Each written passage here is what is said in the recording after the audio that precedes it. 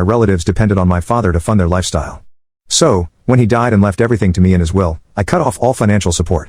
In response, they were outraged and sued me, claiming it was their right. I made my way to court with my lawyer and entered the courtroom. We were being judged by a jury and not a judge, which did make me a bit more worried as I know how the jury system can sometimes not work and really depends more on who has the better argument than real evidence. Regardless, we sat down and the trail started. I saw that my grandparents from my mom's side were also on my cousin's side, which is something that I wouldn't say I didn't expect, but still a bit of surprise. The trials actually lasted much more than one day as the jury couldn't come to a final decision, so it extended out a span of a few weeks and there were 3 trials.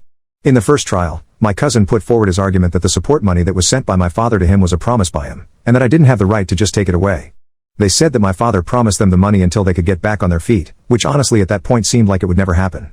My lawyer and I put forward our argument pleading that the money being passed down by will legally made it my property, so it is ultimately my choice whether I wanted to continue payments to anyone or not.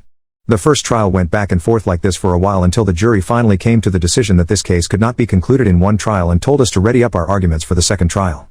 I was admittedly really annoyed because a case like this almost never exceeds one trial length, and it seemed like a pretty obvious and easy as to who is in the right and wrong. But that's the problem we have with juries over a single well-educated judge on law. Fast forward a week and the second trial came up. It was once again the same setting and arguments. In this trial, my cousins argued that as it was my father's ultimate decision to send them money, it would have to stay like that under his will even after me gaining the inheritance of that money. They were arguing that I had gained the right to access and withdraw from his bank accounts, but not to change or alter any preceding payments being paid out.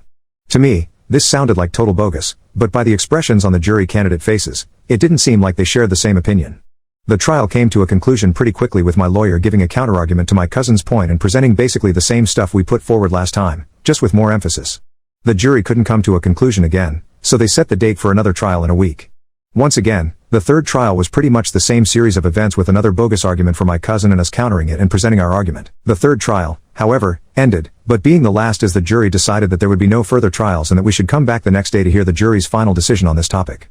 So right now, I've just gotten back from the third trial, and I'm writing this just to share this and understand if I'm in the right or wrong. Thanks for reading this far, and I'll keep you guys updated when I hear the final decision tomorrow. Update 1. Hi, everyone. Sorry for the wait. I know I said I'd update it within a day, but I had some issues to deal with, so that's why it took longer. Also, thank you for everyone's kind words and support. I'm trying my best to get through this well. So, basically, the next day, I went back to court to hear the final consensus from the jury about the dispute. The jury ended up taking the side of my cousin and said that I should continue paying the amount that was being paid previously to my relatives from my dad's account monthly. I tried bringing up how this was the stupidest decision ever to the jury, but my lawyer advised me not to agitate the situation further. The jury did, however, say that I was only required to pay the amount for the next 4 months, after which I am allowed to stop. I still think that this decision is absolutely absurd and stupid and that the jury should reconsider this, but my lawyer is agitated further.